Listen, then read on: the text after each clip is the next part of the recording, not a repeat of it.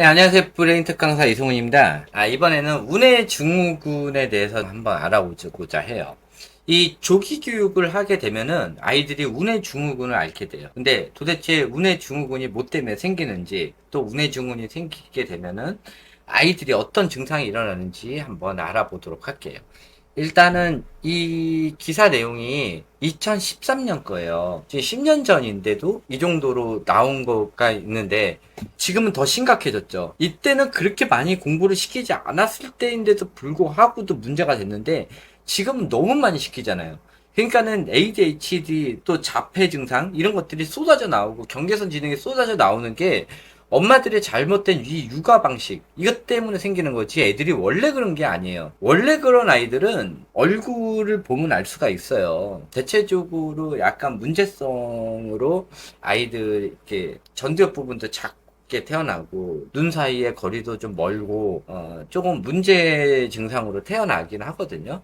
근데 그렇지가 않은 아이들, 그러니까 정상적으로 태어난 아이들은 이런 증상을 겪으면 안 되는 거죠. 그러니까 대체적으로 엄마의 잘못된 육아, 또 방치형 육아, 이런 것들로 인해서 문제가 터지게 돼요. 한번 쭉 보도록 할게요. 스마트폰, 컴퓨터, TV 등 좌뇌만 자극하는 환경적 요인이 운해증후군을 일으키는 것으로 나타났다. 컴퓨터, TV 등의 반복적이고 일방적인 자극은 아이의 사고가 고정되고 창의력을 발현하는 것을 방해하기 때문이다. 이로 인해 운해의 발달이 저해되면 나타나는 ADHD 주의력 결핍 과잉행동장애의 증가하고 있다. 건강보험심사평가원이 최근 5년간 2007에서 2011년 20세 이하의 소아, 청소년을 대상으로 ADHD 과다활동성 주의력 결핍장애에 대해 분석한 결과 진료 인원은 2007년 48,000명에서 2011년 57,000명으로 18.4% 증가했다. 뇌균형 운동치료센터 밸런스브레인 변기원 대표원장은 좌우뇌가 균형 있게 발달하지 못하고 좌뇌가 과도하게 발달되면 나타나는 운해증후군 증상은 초기에는 어지럼증, 알레르기성 질환, 학습부진 등의 증상을 동반하지만 심화될 경우 ADHD, 틱장애와 같은 스펙트럼 질환으로 이어질 수 있어 각별한 주의가 필요하다고 밝혔다. 이러한 증상을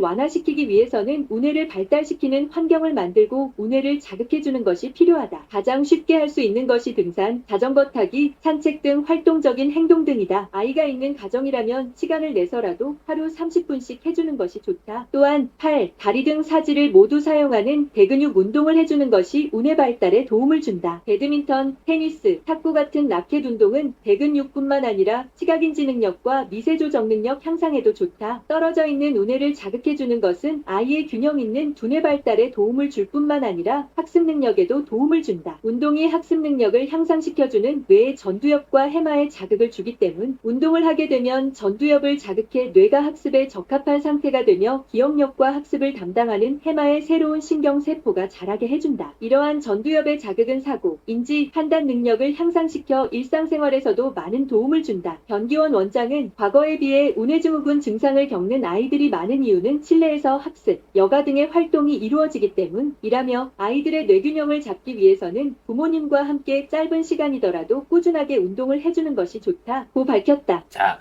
옛날에는 그렇게 많이 공부를 안 시켰는데도 불구하고도 제발 애들 데리고 조금 놀아줘라. 그러면 애들이 많이 나아진다라고 얘기를 한 거야. 그런데 지금은 너무 심각하게 애들 공부를 시키죠. 태어나자마자 책을 읽히고 또 영어를 시키고 또 그거에 더불어서 너무 이런 시기에 산수 그러니까 연산 이런 것들도 하게 되고 대체적으로 하루 종일 앉혀가지고 공부를 시키기 때문에 애들 대근육이 떨어져서 전두엽 발달을 저해해요. 거기다가 미디어까지 보잖아. 근데 책도 미디어라고 얘기를 했어요. A에서 B로 가는 일방적인 자극들 이런 것들이 미디어란 말이에요. 그래서 예전에는 책을 많이 안 읽혔기 때문에 지금 첫 번째 얘기하는 스마트폰, 컴퓨터, TV 요것만 얘기를 했는데 지금은 책도 포함이 되는 거예요. 자, 그러면은 운해 증후군이 뭐냐 한번 알아보도록 할게요. 아까 얘기했던 그 밸런스 브레인에서 이제 나온 거예요. 한번 보도록 할게요. 일단 우측 대뇌가 지연이 됐을 때랑 좌측 대뇌가 지연이 됐을 때 이렇게 나뉘어요. 근데 조기 교육을 하게 되면은 뇌 타입에 따라서 아이들이 변화가 일어나는데 예를 들어서 좌뇌형 아이들을 우뇌 교육을 안 시켜주잖아요. 그러면 좌뇌만 발달을 해요. 그러면은 당연히 우측 대뇌가 지연이 되게 돼요. 근데 우뇌형 아이를 우뇌를 발달 안 시키고 좌뇌를 하게 됐을 때는 문제 증상이 뭐냐면은 운의 발달 지연으로 인한 운의 증후군 플러스 좌뇌까지 같이 발달 지연이 오게 돼요. 좌뇌 부작용까지 일어나게 되는 거죠. 그러면은 두 뇌가 둘 다 망가지게 되거든요. 그래서 실질적으로 운해형 아이들이 전체적인 문제가 다 발생이 되면서 경계선 지름이 ADHD 증상이 일어나게 돼요. 근데 좌뇌형 아이들 같은 경우는 대체적으로 운해 쪽이 많이 망가지는 현상들이 일어나죠. 자, 한번 보도록 할게요. 지금 어머니들이 알고 계시는, 자, 우측 대뇌가 지연됐을 경우 산만하다 이런 게 나오잖아요. 근데 산만하다는 뜻을 확실히 알아야 돼. 엄마들은 지금 공부를 안 하면은 산만하다고 얘기를 해. 근데 애가 은미치 활동 열심히 해. 그럼 산만한 게 아니에요. 엄마들이 모든 거를 기승전 공부라고 생각을 하니까는 거기서 오류가 터져버리는 거야. 공부는 하면 안 돼. 내가 지금 공부하지 말라고 지금 이 강의를 올리고 있는데 그를 공부로 연관을 시켜서 공부를 안 하면 산만하다. 아니 왜 유아기 때 공부를 시키냐고요. 그러니까 애들이 문제가 생기는 거야. 그래서 운의 증후군이 생기는 거예요. 근데 공부를 해야 되지 않냐라고 얘기하는 사람들은 진짜 문해력이 떨어지는 사람이야. 엄마들이 문해력이 떨어지는 거예요. 자, 이 산만하다는 거. 이거는 자기가 해야 될 거는 잘 하는데 관심 없는 거는 안 하는 건 상관없는 거야. 그건 산만한 게 아니에요. 근데 본인이 관심 있는 것조차도 제대로 못하면은 산만한 거야. 이렇게 되는 거죠. 그래서 공부만 시켰던 애들을 이제 은미체 활동을 시키면은 제대로 하질 못해. 그래서 초반에 엄청나게 산만해요. 초반에. 그러다가 이제 조금 적응되면은 그 다음부터는 좀 하는데 기존의 좌뇌 쪽 스타일이 있기 때문에 나중에는 적응을 조금 하는 것 같이 보이는 거죠. 그렇게 되는 거예요. 자, 두 번째, 대근육의 문제. 맨날 앉혀서 공부만 시켜서 놨기 때문에 대근육의 문제가 생길 수밖에 없죠. 그래서 보통 책 육아를 많이 했던 애들이 앉은뱅이들이 많아요. 아이들이. 좀만 걸으면 십들다가 안아달라고 그러고 그런 증상이 일어나요. 그 다음에 집중력에 문제가 일어나요. 그러면 엄마들이 우리 애는 뭐 공부하는데 집중력이 잘 되는데 절대 아니에요. 아이들은요. 학교 가기 전에는 애들 특히 36개월 이전에는 집중력이 10분밖에 안 돼요. 근데 그런 애들 데리고 1시간, 2시간을 했다? 그러면은 나머지 시간에 애들 망치고 있는 거야. 애들 그 대뇌 변형계 부분이 망가지고 있는 거예요.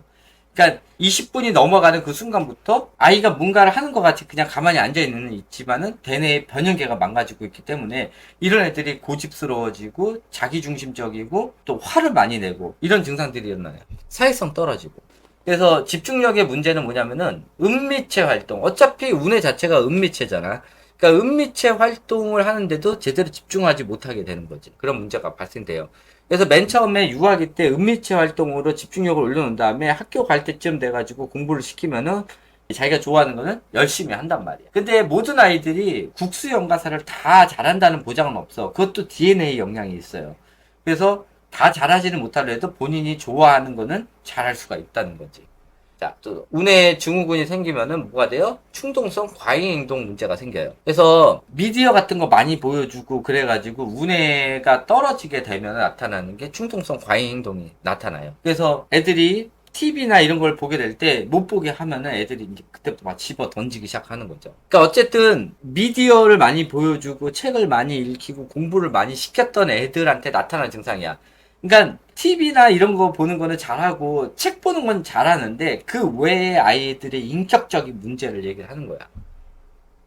충동성 과잉 행동이 많아져요. 책은 보는데 애들이 승질머리가 개똥 같은 거지. 또 자의식 부족이에요. 자, 자의식이 뭐냐? 자의식은 개인이 의식적으로 자신의 성격, 느낌, 동기, 욕구를 잘 알고 이해하는 방식. 자의식 과잉은 실제로 존재하지 않는 남의 시선 따위를 과도하게 반응하는 경우를 통틀어 일으키는 말. 자의식이란 말은 경험의 여러 가지 면에서 경험에 수반되어 그것을 통일하는 자아에 대해 갖는 반성의식을 총칭하는 말로 외부의 의식과 대립해서 자아가 자기를 느끼고 생각하고 의지하고 행위하는 다양한 작용을 통일하는 자기 동일의 주체로 의식하는 걸 의미한다. 자, 자의식은 유년기에 존재하지 않다가 아동 청소년기에 형성이 되기 시작하여 자기의 활동, 체험, 자아와의 관계의식을 통해 나타나며 자기 안으로 향한 냉철한 의식으로 반성적인 성격을 띠게 되는데 병적으로 과잉이 될 때 신경증 내지는 고독감과 관계가 있다고 합니다. 라고 했는데, 자, 여기서 알아두셔야 될 게 있어요. 지금 어머님들, 이제 유아애들 키우는 어머님들은 모를 거야. 보통 초등학교 키우는 어머님들은 알고 계세요. 애들이 갑자기 3학년 되면 이상해지거든. 그 전까지 엄마 말을 잘 들었던 애들이 3학년 되면 애들이 말을 안 듣기 시작해. 왜냐면은 그때 정도 되면 애들이 자의식이 생기거든. 그러면은 그때부터 자기가 하고 싶은 대로 막 하려고 하면서 엄마랑 대립 관계가 된단 말이에요. 그러면은 그런 애들한테 너 옛날에는 왜 엄마 말 들었냐 그러면은 그때는 아무 생각이 없었다고 그래. 엄마가 시키니까 그냥 했다는 거지. 자의식이 없었던 거야. 그러니까 그때 애들이 말 잘 들을 줄 알고 막 이것저것 엄마가 원하는 거 했다가 나중 되니까 그게 다 애들이 초등학교 3학년 정도 됐을 때 불만 사고 나타나는 거지. 그리고 나서부터 이제 엄마랑 대립각을 이제 펼치게 되는 건데 엄마는 그때까지도 그걸 포기를 못 하는 거야. 아이는 다른 걸 하고 싶고 그때 대립각을 세웠다가 나중에 애들이 청소년기에 어긋나게 되는 거야. 그게 되는 거야. 자, 공간 지각 능력의 부족이 되지. 그러니까 애들이 대체적으로 이제 블럭 같은 거 만드는 거, 3D 모형으로 만드는 것들, 이런 것들을 잘 모르고 이제 지리 구조나 이런 것들도 조금 헷갈릴 수도 있고 그렇게 돼요. 또 대표적인 게 사회성 부족. 사회성이 보통 36개월 전후부터 생기기 시작하는데 타인을 생각하는 마음이 없어. 왜냐하면 자기 고집이 굉장히 강하고 자기 의지대로만 행동하려고 하고 자기 멋대로 하려는 의지가 있기 때문에 대체적으로 자기랑 대립이 되는 그런 관계에서는 같이 공존하려고 하지 않고 걔네들을 거부하려고 하는 그런 현상이 일어나고 또 대체적으로 자네 위주로 키웠던 애들 같은 경우는 자기 말을 주로 하기 때문에 다른 사람들하고 대화가 되질 않아요. 자, 감정을 조절하지 못하게 돼요. 제가 그랬잖아요. 아이들 교육 위주로 많이 하다 보면 36개월 이후부터 애들이 변형계가 이제 그 전에도 망가지기 시작을 하다가 변형계가 망가지는 순간 여자아이들보다 남자아이들이 더 심하게 감정 조절을 못하게 돼요. 또 운해에는 이해에 관련된 게 있는데 문장 이해력과 실질적 기술이 어려워요. 그래서 문장 이해력 같은 경우는 이제 나중에 학교 가서 일이지만은 이해력 자체가 보통 화형 언어가 좋아야 되는데 자네 위주로 해가지고 또 책 위주나 미디어 위주로 했던 애들은 대화가 거의 없기 때문에 애들이 말을 잘 하지 못해. 상대방 말을 이해하지도 못하고 이 청각 기능, 그러니까 TV를 보면 청각이 좋지 않냐 라고 하는데 그건 아니에요. 남의 말을 듣고 이해해서 내가 내뱉는 말 이런 것들이 굉장히 어렵지. 그래서 티키타카가 굉장히 어려워요. 그리고 어떤 것을 수행하는 작업 수행 능력도 떨어지게 되지. 또 면역력과 과활성 문제가 생기고 그래서 자기 면역, 알레르기 증상들이 많아요. 그래서 대체적으로 공부 많이 시켰던 애들, 책료가 많이 했던 애들 아직까지도 마스크 쓰고 다니는 애들이 많아요. 자, 집요한 성격, 행동, 그래서 강박증, 틱이 많죠. 그래서 36개월 이전에 애가 똑같은 행동 반복하게 하는 거, 특히 정리정돈, 청소, 그다음에 반복적으로 뭘 하는 행동들, 또 책 보는 것들, 또 미디어 보는 것들. 책도 미디어이긴 한데 스크린 미디어. 그러니까 디지털 미디어든 아날로그 미디어든 이런 미디어를 많이 보게 해주게 되면 애들이 강박증이 생기고요. 또 운해형 아이들 같은 경우 그런 거를 많이 해주다 보면 거기에 대한 스트레스로 틱장애까지 생기게 돼요. 또 비언어적인 소통의 문제. 그래서 눈 맞춤 이런 것들이 어렵죠. 그래서 타인을 만났을 때 엄마 뒤에 숨거나 딴 데 쳐다보거나 이런 현상들이 많이 일어나요. 또 수학 문제 이해가 어렵다. 연산 문제는 푸는데 주관식 문제를 못 풀게 되는 거야. 그런 현상이 일어나요. 그래서 자네 공부 시키는 엄마들 보면 맨날 연산만 시키잖아. 왜? 애들이 이해력이 떨어지기 때문에. 그놓고서는 우리 애는 뭐 3학년 거에 4학년 거에라고 얘기를 해. 학교 가기 전인데도 매 보면 연산이야. 근데 주관식 문제는 못 풀게 되는 거죠. 뭐해? 망한 거지. 자, 큰 그림을 보지 못해요. 그러니까 숲을 보지 못하고 그냥 디테일한 것만 찾으러 다녀. 그래서 개월수가 적은데 숫자를 보여주는 아이들, 특히 남자애들 같은 경우는 맨날 숫자만 보러 다니지. 그런 것도 있고 문자만 보는 아이들. 한 개의 어떤 것만 집중적으로만 보려고 하는 이런 현상들이 일어나고 그다음에 어떤 일이 일어났을 때 그걸 전체적으로 보고 파악하는 이런 능력. 이런 능력이 떨어져요. 특히 엄마들 중에서 책 좋아하는 엄마들, 이런 엄마들이 대체적으로 숲을 보지 못해요. 그래서 귀가 얇아. 여기서 뭐라 그러면 이거 맞는 것 같다. 저기서 뭐라 그러면 요게 맞는 것 같다. 그러니까 귀가 얇기 때문에 금방 사기도 많이 당해요. 이런 사람들이. 그리고 그러니까는 뭐가 많아? 어떤 걸 선택해야 될지 막 모르잖아. 그러니까는 걱정거리도 되게 많아요. 그리고 그런 걱정들 뿐만 아니라 자네만 집중적으로 성장을 하다 보면은 이 지는 거에 대한 불안감 이런 것들도 굉장히 많죠. 자, 이번에는 좌측 대뇌가 지연됐을 때야. 그러니까 우뇌를 너무 발달시켜서 좌측이 지연됐을 때, 또는 좌뇌 공부를 시키다가 좌뇌가 망가졌을 때, 그러면 이런 애들 같은 경우는 좌뇌도 망가지고 우측 대뇌까지 지연이 되니까는 복합적으로 나타나게 되는 거예요. 그러니까 조기 교육에서 실패했을 때 나타나는 증상이 우측 대뇌 지연됐을 때 이 증상 플러스 여기 있는 것까지 같이 나타나게 돼요.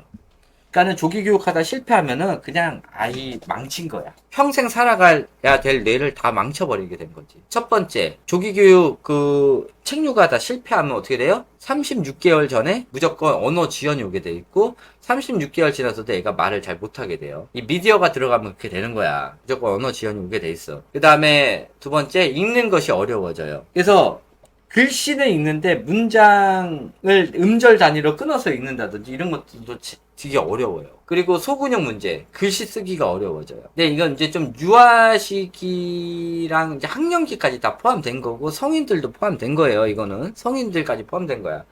그래서 글씨 쓸 때 소근육이 굉장히 안 돼. 그래서 쓰려고 하는 거랑 그리는 거랑은 좀 다르거든. 근데 어차피 그리기가 나중에 쓰기로 되기는 해요.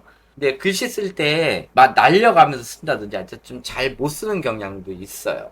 그리고 좌뇌가 망가져도 마찬가지예요. 그러니까 좌뇌 부작용. 이 좌뇌 부작용으로 우뇌 증후군이 나타나는 경우 플러스 좌뇌 자체가 망가지는 경우도 있어요. 조기 교육 실패를 했을 때. 또 맞춤법이 어려워요. 그래서 보통 우뇌형 사람들이, 그 우뇌가 강한 사람들이 맞춤법이 원래 좀 어렵기는 해. 그래서 이런 사람들이 받아쓰기를 굉장히 싫어하지. 애들도 받아쓰기 싫어하고 성인 같은 경우도 맞춤법이 어려워서 글을 다 붙여 쓴다든지 이런 증상들이 일어나고, 나이가 먹다 보면은 또 알아서 좌뇌가 떨어지다 보면은 점점 글씨가 붙고 발음 난대로 쓰기 시작하죠. 또 청각 인지가 어려워요. 그래서 듣는 것들에 대해서 좀 인지력이 많이 떨어진, 음감도 또 떨어지고 막 이런 것들도 있어.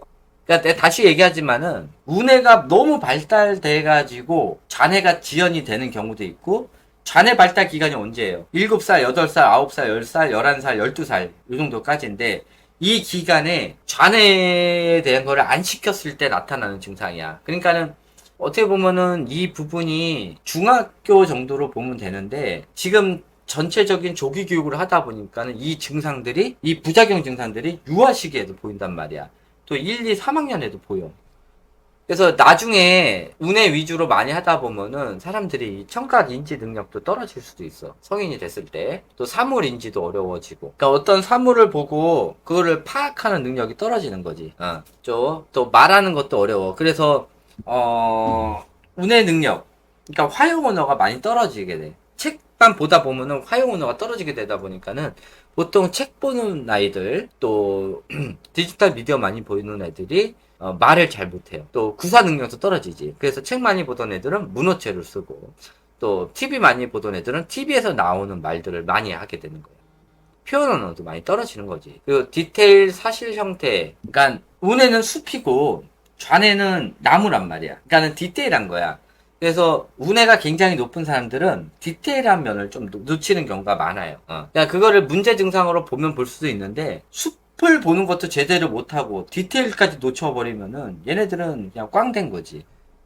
그러니까 우뇌가 많이 발달이 된 상태에서 디테일을 놓쳤다 그러면은 그 부분은 뭐 직원을 쓰든지 뭐 하든지 이렇게 해서 하면 되는데, 우뇌도 떨어지고 좌뇌까지 떨어지면은 이제 큰일 난 거지. 또 기억력의 문제. 그래서 조기 교육을 하다 실패하는 아이들이 기억력이 많이 떨어져요. 오전에 기간을 갔다 와서 뭘 했는지조차 기억 못하고, 기간에서 친구랑 싸웠는데도 뭐 때문에 싸웠는지조차도 몰라. 그런 현상이 일어나요. 보통 책류가 많이 했던 애들이 그런 현상이 있고, 영유 다녔던 애들이 보통 많이 그래요.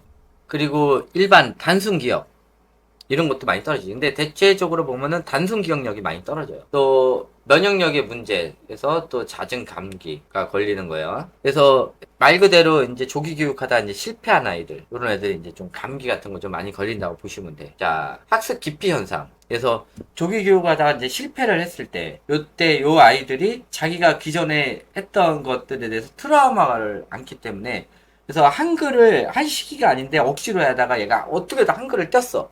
그러면 얘네들은 이제 국어 안 해. 연산 겁나게 시키다가 얘들이 연산이 질려버려. 그러면은 뭐야? 다시는 수학이라는 걸 안 해버려요. 그래서 기존에 그 질렸던 그런 것들 때문에 애들이 기피 현상들이 일어나게 돼요.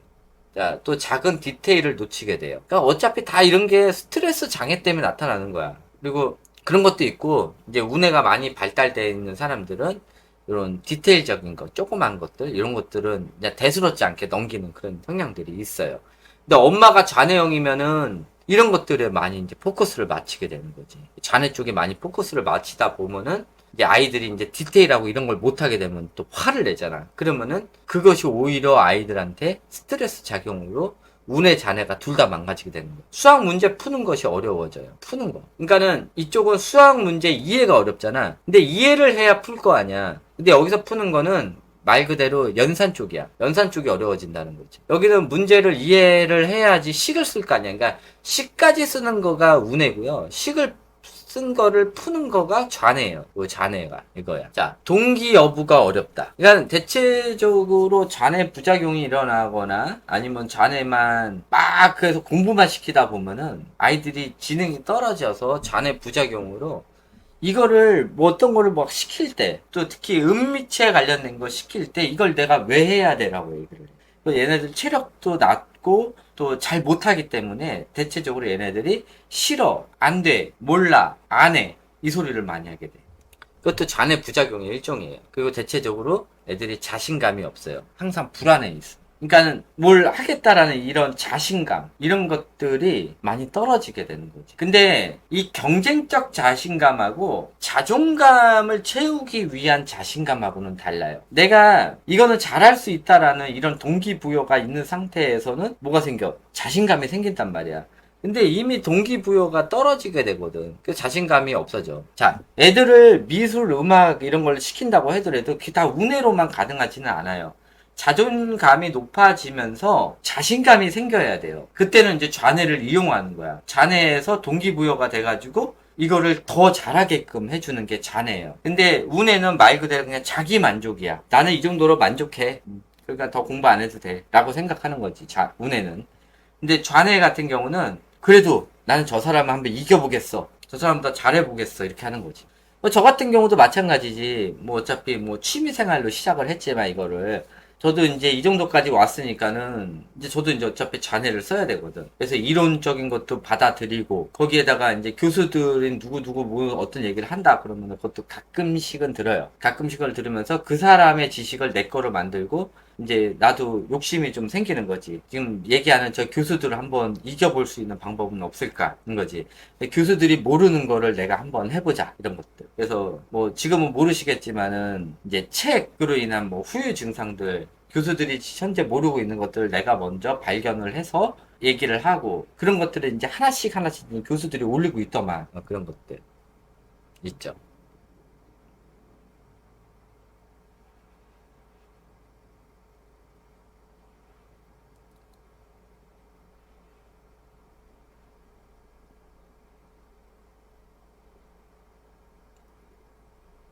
그래서 자원의 불균형이라는 거를 어떻게 보시면 되냐면은 조기 교육을 했을 때 운해형 아이들이나 좌뇌형 아이들이나 운해 증후군에 있는 거 이거는 웬만큼 다 갖게 돼요. 그리고 조기 교육을 무조건 하게 되면은 이런 증상들도 많이 생기게 돼요. 유아기 때 둘 다 망가지는 거야. 그러니까 지금 아이가 어떤 증상이 있는지를 잘 봐요. 지금 조기 교육을 했다는 아이들. 그러니까 조기 교육이 도대체 뭐냐? 책류가 책을 막 200권, 300권 이상씩 깔아놓고 책을 아이가 보든 안 보든 간에 깔아놓고 아니면은 책을 하루에 막 2시간 이상씩 했다. 엄마가 읽어줬던 아이가 봤던 특히 아이가 직접 본 게 만약에 2시간 이상 있다.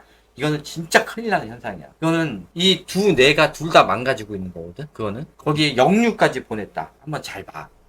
우리 아이가 어떤 증상인지. 근데 이것도 참 웃긴 거야. 사회성 부족? 우리 애는 잘 노는데요? 그러니까 그만한 아이들하고 잘 노는 걸 또 사회성 좋다고 얘기를 하는 거야. 우리 애는 우리 애는 공부 잘하는데요? 은미체만 못하는 건데요? 이걸 또 산만하지 않다고 표현을 할 수도 있어. 그러니까 제가 얘기하는 걸 좀 잘 보고 운해 쪽에서 산만하다는 건 뭐야? 은미체를 제대로 못한다는 소리야. 그게 산만한 거야. 유아기 때 은미체를 못하면은 얘 문제가 되는 거지. 그 전체적인 거를 자기가 생각해서 창의 활동을 하는 것도 아니고 누가 시켜서 하는 이런 지시 수행 방식으로 하는 아이들 이런 것들은 은미체 활동을 하더라도 지시 수행 방식이니까 좋지는 않죠. 얘네들이 하더라도 운해가 발달되는 교육이 아니에요. 자, 어쨌든 간에 이런 증상들이 굉장히 많으면은 이런 것들에 의해서 애들이 ADHD가 생기게 돼요. 자, 요걸로 끝내도록 하고요. 지금 아이가 어떤 증상들이 있는지를 좀 잘 보시고 판단 기준도 제가 얘기했던 그 판단 기준으로 하시는 게 좋아요. 뭐 어차피 판단자에 따라서 다를 수는 있는데 조기 교육을 했던 엄마들은 이걸 다 좋게 보려고 하는 거지. 뭐 대근육 문제도 우리 애 나가서 노는데요. 그 정도로. 이게 아니라 운동을 해야 되는 거야. 아이가 테니스를 치던 유학인데 뭐 탁구를 치던 아니면은 뭐 발레를 잘하던 뭔가 이렇게 특별하게 잘하는 운동들이 좀 있어야지. 뭐 야구를 하든 축구를 하든 그런 식으로 밖에 나가서 운동을 할 때 딱 1시간 동안 쉬지 않고 할 수 있는 것들. 이런 것들. 또 공간지각 부족이라고 그랬더니 우리 애는 뭐 그 워크북에 있는 거 그걸로 잘 하는데요. 또 그렇게 얘기하죠. 그런 건 아니고. 예전에 이게 제가 운해증후군이라고 브레인테크 육아 TV에서 한번 한 거 있어. 육아 운해활성 TV 그쪽에서 한 거 있거든. 그쪽에서도 한 번 있으니까 한번 봐봐요. 이거 똑같아 내용. 자, 요것을 끝내도록 하겠습니다. 네, 감사합니다.